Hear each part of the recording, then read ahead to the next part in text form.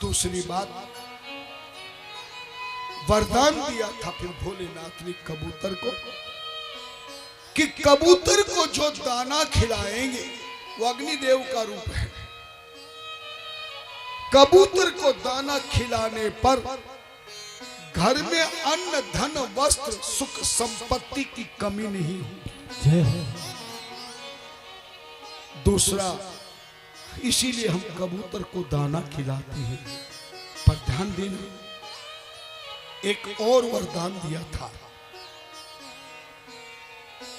कबूतर जो टॉयलेट करता है, जिसको बीट कहते हैं, उसको वरदान दिया जो अग्नि में सूखी हुई कबूतर की बीट को शनिवार के शाम के समय अग्नि जलाकर गौ की माता के उपले, जो क्या होता है गोबर का क्या बनाते हो?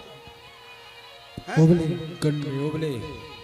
हाँ, जो भी तुम्हारी बिहारी भाषा में समझते हो, गोबर का बनता है ना, उसको सुखाया जाता है, फिर उसकी अग्नि में भोजन बनाने में या अग्नि में काम लेते हैं। गौ माता का कंडा होना चाहिए, कोटा होना चाहिए, थोड़ा सा टुकड़ा अग्नि का गैस के चूल्हे पे अग्नि बनाकर थाली में रखकर सूखी हुई कबूतर की बीट कहीं भी मिल जाए, लाकर उसको धूप में सुखा लेना, डब्बे में भर के रख लेना। प्रत्येक शनिवार को सायंकाल के समय गौ माता के कंडे की आग से डालकर उसकी धूनी पूरे घर में दे देना। माता पार्वती का वरदान है, जहां कबूतर की बीट की धूनी लगा दी जाएगी, वहां ऊपरी पराई टोना टोटका दुख दरिद्र रोग संकट समस्या चिंता परेशानी अपने आप भाग जाएगी। धन का रास्ता खुलेगा, परिवार का कलेश मिटेगा, घर में बीमारी नहीं आएगी, बच्चों का पढ़ने में मन लगेगा। यदि हर शनिवार को कबूतर की बीट की कंडे की अग्नि में धूनी देकर के फिर दरवाजे के बाहर या घर के अंदर खुला आंगन हो तो वहां रख देना चाहिए। और जो कंडे की दूसरे दिन भस्म बन जाए, उसे किसी गमले में डाल देना चाहिए। धन धन। जिनको रात को सपने गलत आते हैं, डरावने सपने आते हैं, या ऐसे सपने आते हैं कि बीच में नींद टूट जाती है, मन घबराता है, अंधेरे में डर लगता है, हृदय में भय बना रहता है, ऐसा पुरुष या स्त्री किसी को, बच्चों को भी हो, तो जिस पलंग पर आप रात्रि को सोते हैं, जिसके लिए ये करना हो, एक स्टील के लोटे में जल भर ले और उस जल के लोटे को, जिसको भी ऐसा होता है, पलंग पर जिस सिर को लगाकर सो रहा है, तो उसके जमीन के नीचे पलंग के पास में रख दे। पलंग पे नहीं रखना है, सिर पे भी नहीं रखना है। कहाँ रखेंगे? जमीन पर रखना है, पलंग के सिरहाने की तरफ। और सुबह उठकर के उस जल को कांटे वाले पेड़ में अगर डाल देंगे तो सोने में सुहागा।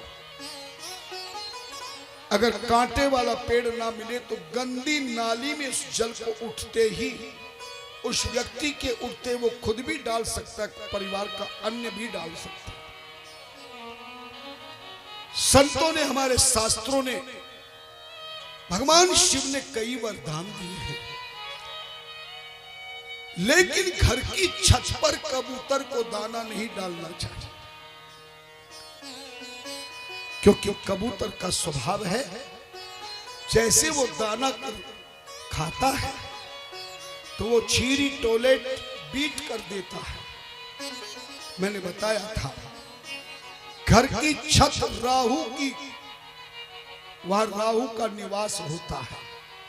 आज घर घर में लोग बीमार, बेकार विचार,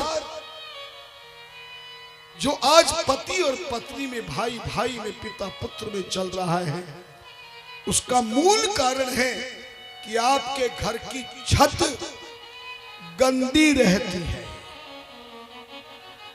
कभी भी छत पर टूटे फूटे बर्तन, टूटी भी चारपाई, पलंग या कोई भी टूटी फूटी खराब वस्तु कभी भी छत पर इकट्ठा नहीं करना चाहिए। जो चीज बेकार हो जाए उसको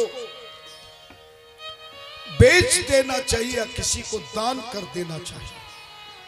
और हर शनिवार को छत को पानी से धोना चाहिए। जो लोग फ्लैट में रहते हैं उनकी छत नहीं होती तो अपनी बालकोनी को सफाई करना चाहिए। अपने कमरे में कबूतर की बीट की धुनी देनी चाहिए। ध्यान देना, जितना छत तुम्हारा साफ होगा और घर की पूर्व दिशा, उत्तर दिशा, ईशान दिशा बता दी, तीनों जितने साफ होंगे, इसमें पेड़ पौधे लगाएंगे, जल का स्थान बनाएंगे, तुम्हारे घर का रोग दुख दरिद्र संकट बिना कुछ उपाय के अपने आप चला जाएगा।